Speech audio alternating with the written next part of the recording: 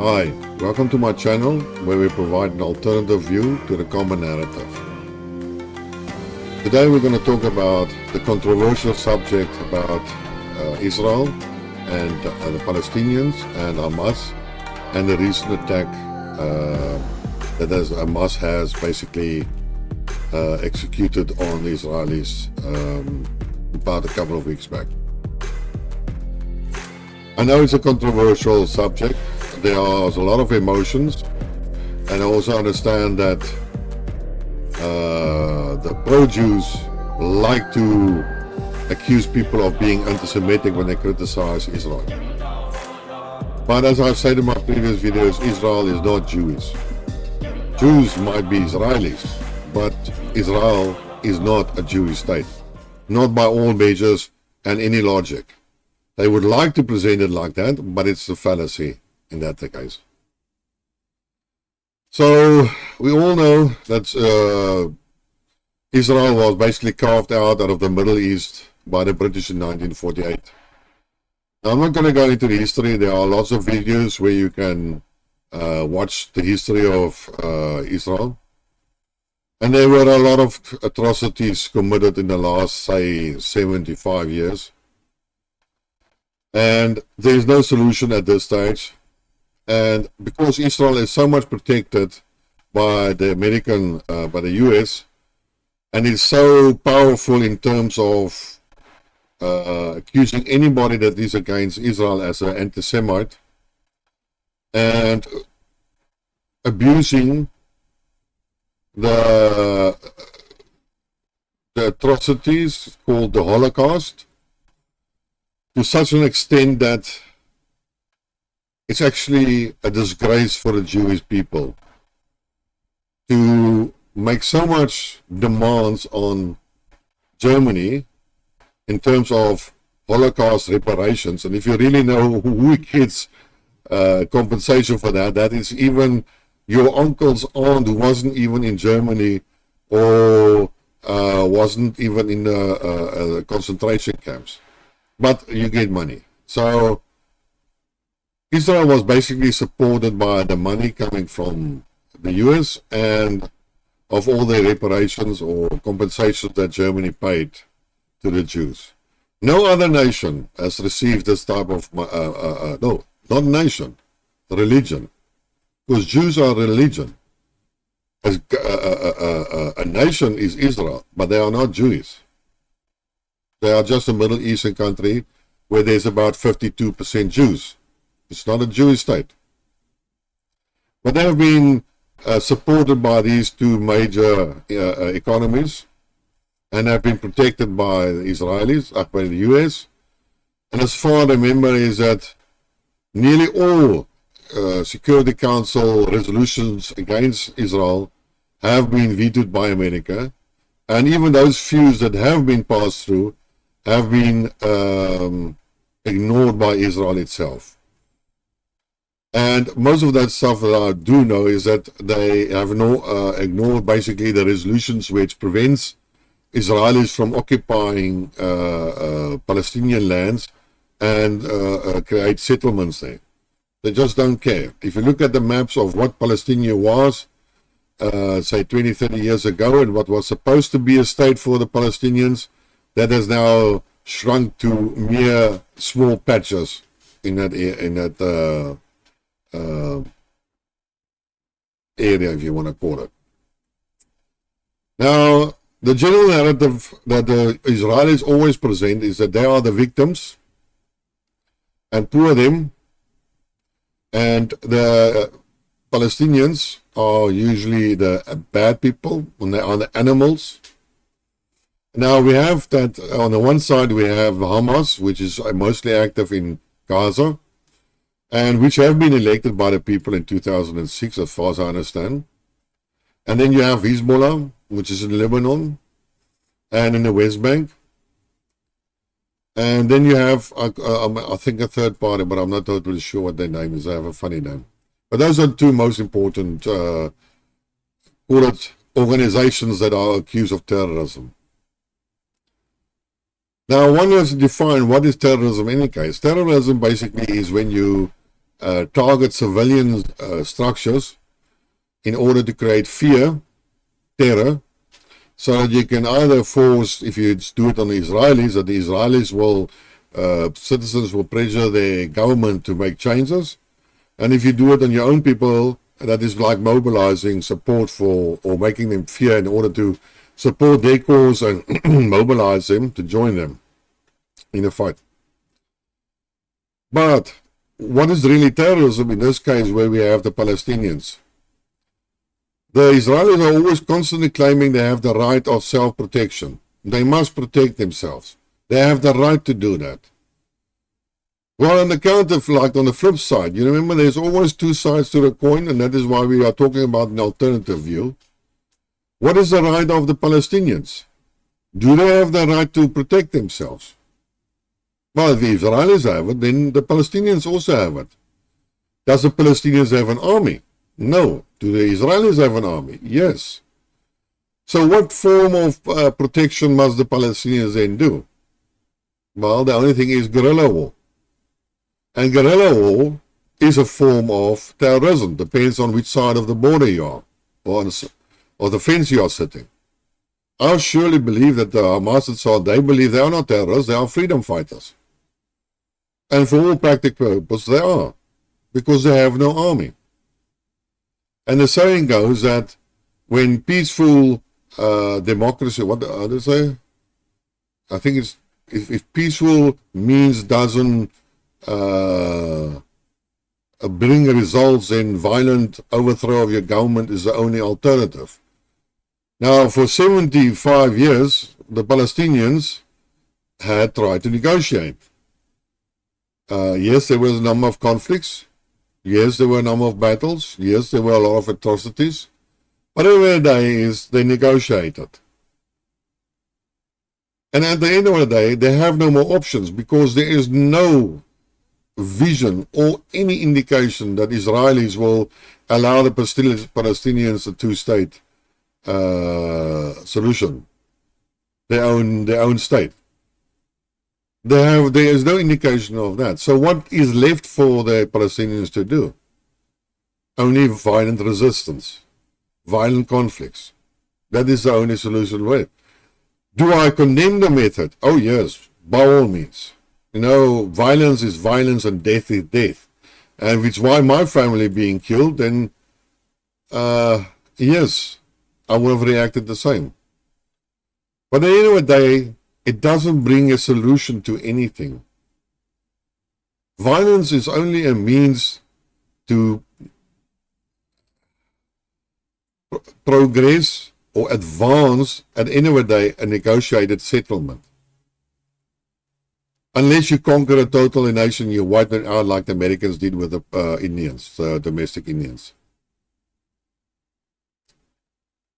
So at the end of the day, I will reject the violence, but at the end of the day, I can understand why they did what they did. And what did the Israelis do?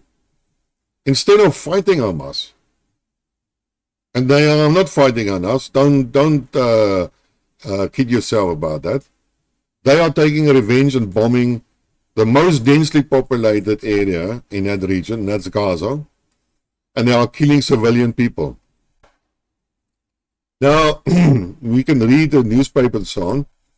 There were about, I think, 1,300 Israelis killed. Well, that number is now stopped. There is no more death in Israel. However, there are more than 4,000 Palestinian kills by bombing, indiscriminate bombing. And there are about 14,000 Palestinians injured in the hospital. Excuse me. Does that sound fair compared to the casualties experienced by the Israelis? No. It's a war crime. What did the Israelis do? They cut off the water and electricity to Palestinians, punishing the civilians. That's a war crime. You cannot do that. So what you hear is, well, what the situation is basically that you have, well, let's call it David versus Goliath. David being the Palestinians and Goliath being the Israelis. But in this case, David doesn't even have a sling. Or he has a sling, but he has no stones to throw. And Goliath looks like an armored alien with weapons all over it, like, you know, the movie Aliens? Not Aliens,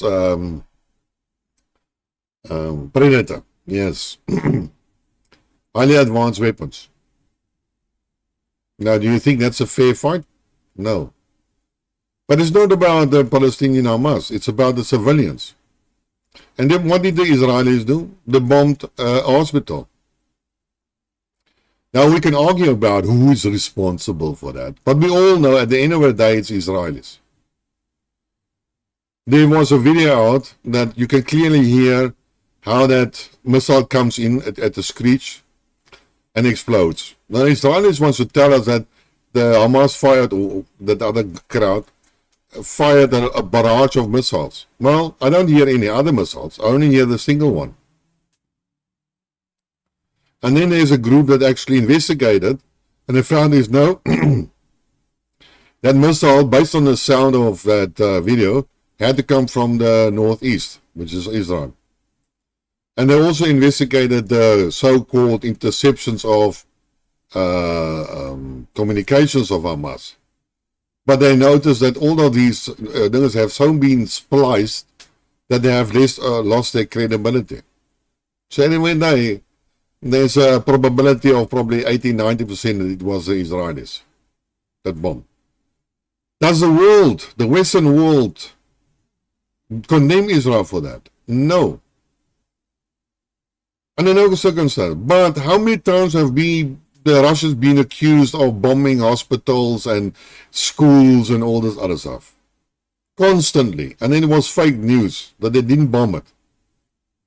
But in this case, Israelis can bomb a hospital. They are renowned for bombing. Oh, then they bombed the church. Then they bombed schools with the excuse, but the Hamas is hiding in these buildings. I would like to know how the Israelis actually do it. The common narrative is that the Israelis are intercepting cell phone communications. Meaning that they, I don't know how they identify them, but in any case, they take the cell phone data and they get a triangulation and then they get a position where the cell phone comes from. And that is one of the excuses they gave for the hospital. But even if there are terrorists in the hospital, you don't bomb it. You wait for these guys to come out so that you prevent or minimize civilian casualties. But that's not the point. The point is, so only Hamas has cell phones. Does the rest of the Palestinian population have no cell phones? Who do you want to tell that story to? So how does the Israelis know that the cell phone that they are locating that really belongs to a Hamas fighter? And if I'm a terrorist, I don't use cell phones. And even if I use cell phones, I will switch my cell phones constantly, the SIM cards. And if I do that, also I would speak in code. You know, we have been hampered by so many laws in order to prevent terrorism and all this other stuff. But terrorist organizations don't use that technology because they know they are being observed. You different methods. But now we all have to go and pick up or whatever. Anyways. So, I just want to put it in perspective, like I always say in my previous videos. The primary school had 1,000 pupils. But Hamas killed more, let's say, primary school kids. But the Israelis killed 4 primary schools and injured 14 of those schools. Now put it in perspective. Imagine the amount of people. If you next time go to the mall on a busy day, or you go to a movie, or whatever, and you estimate those people who are in that movie, and you will probably get around in the movie maybe, say 200 people, 300 people, depends on South Africa, it's not that big. But maybe there, go to your sporting event. So in this section of the pavilion, there are so many people. They are all dead. That is how you should see it. That's how you should evaluate it. And why? Because Israelis wanted to take revenge. And don't give me any other bullshit story. It was a revenge action. The action against, and it's going to continue with bombardment. Now again, did the Russians bombard Kiev and all these others at the same intensity than what Israelis are doing now? No. But again, the West is quiet. In fact, there was a petition signed in Brussels against Ursula von der Leyen, about 980 of these, that actually accused her of hypocrisy and a bias. The Germans are even sending special troops to Cyprus. America is sending 2 aircraft carrier groups to the Mediterranean. To do what? To bomb Gaza and more. They're giving so much money to Israel, and Israel has their own military industrial complex, but for some other reason it's not enough. The Americans must give them more weapons and ammunition. To do what? To bomb a small strip of people, the highly dense population, 2 million people. How many Palestinians do you want to kill? And then there was this one guy, actually on Piers Morgan's show. I think, I'm not sure where he comes from. I think he's a Lebanon or Jordan TV presenter. He was a quite nice guy. And he played the game of agreeing with everything that you say, but being sarcastic about that. And then he held up, well, the first thing he said actually, so Israel basically, not warrants, provides the excuse of the bombing campaign in Gaza because they want to kill the Hamas and they want to wipe them out, and all the collateral damage of the civilian people. But then this guy says, but in the West Bank there is no Hamas, but the Israelis still killed 9,000 people. So how can they use an excuse like that? It's all bullshit. And then they held this chart up on how many Israelis were killed over the years in certain events. And you see it on the graph, it's a small number. And then they show you the Palestinians and the West Bank, and it's always like that. It's totally disproportional killing of the Israelis, of civilian and Palestinians. There's no excuse for that. You know, like I said, I was from Africa. We had an apartheid regime, and we didn't kill that many blacks. We had one incident of Sharpeville. I didn't look it up, so I'm guessing now more or less. I think 117 people were killed in Sharpeville, which was the most devastating police action or atrocity executed by the apartheid police, or whatever you want to call it. But it was in any case less than 200 in the whole history of apartheid. One incident. Yes, there were other incidents, but they were like 10 or 5 or so. Here, Israel is killing thousands.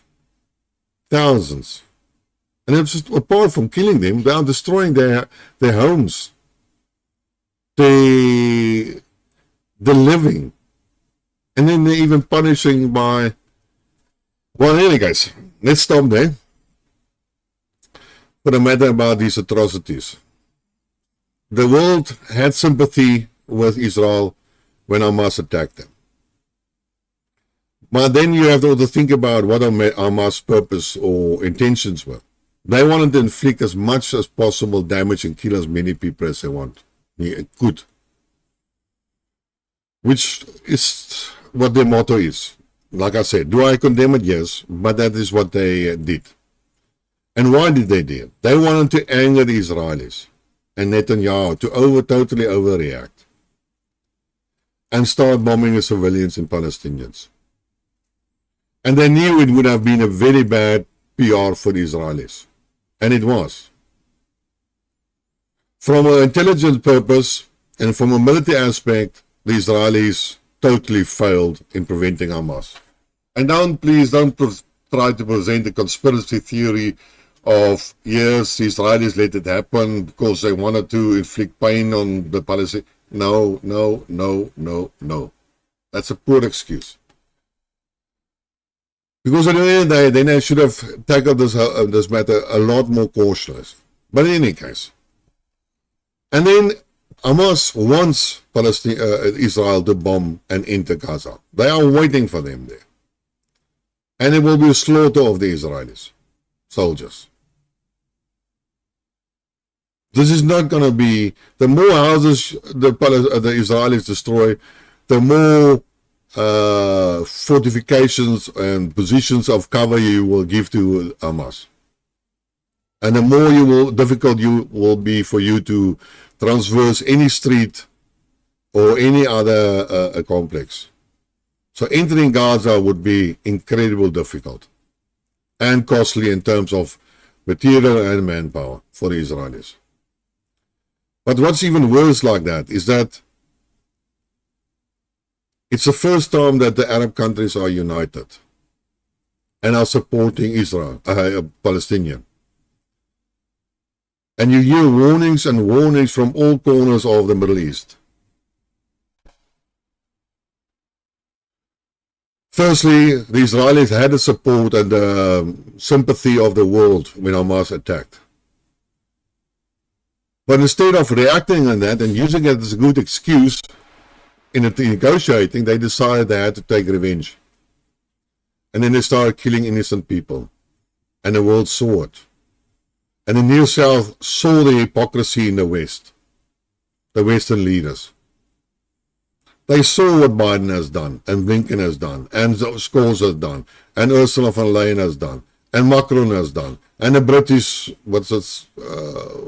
Zink, whatever his name is. And again, the South basically were confirmed that this whole Ukraine-Russian conflict was a Western fault. And they were right to stay neutral. And in this case, it went not neutral, it went actually negative. The rest, the Israelis are now seen by the Middle East and by the New South as being the aggressor, the guilty party, the warmonger, the war criminals. That is what the world sees. And then we hear Iran is threatening, Hezbollah is threatening, Egypt is threatening. I think Lebanon as well. But Lebanon is Hezbollah. And these guys are much more sophisticated than Hamas. One should rather ask if there's a conspiracy theory of Hamas deliberately doing what they did in order to mobilize the rest of the Middle East. Not in support of Hamas, but to get active against Israel. And then we talk about the whole thing about the Third World War. Now, I'm not totally sure where this narrative comes from, but I can see that in a certain sense. Is that should Israel Hezbollah open a second front in the north, and should the whole conflict escalate, then America will probably have to enter. But then Iran will probably support him. Iraq will support him, the Palestinians and Hezbollah. And then all the Middle East goes up in flames. Now we also know that the Israelis have nuclear weapons. and that in a desperate action they might fire nuclear weapons. But then we have Pakistan that said, I will make my nuclear weapons available. And then they will fire it on Israel. Pakistan. How far is Pakistan from Israel?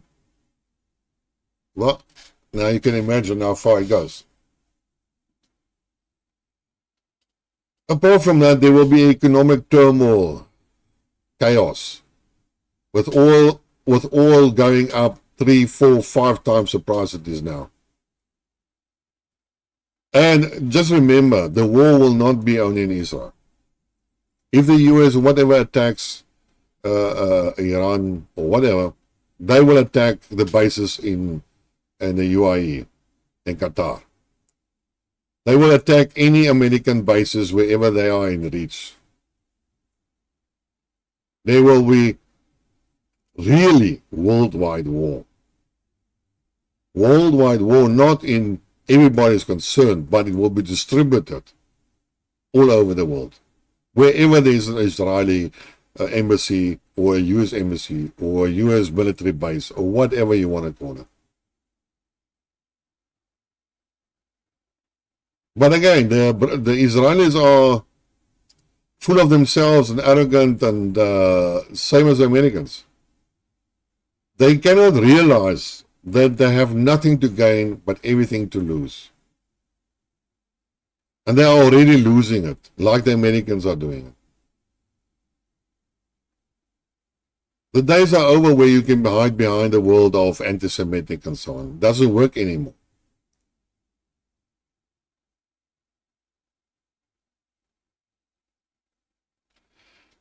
For me, it's a tragedy, and but it was 75 years in the making.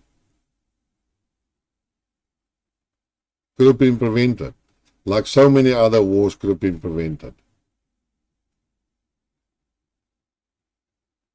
In any case, that's my story for today. Until next time, cheers.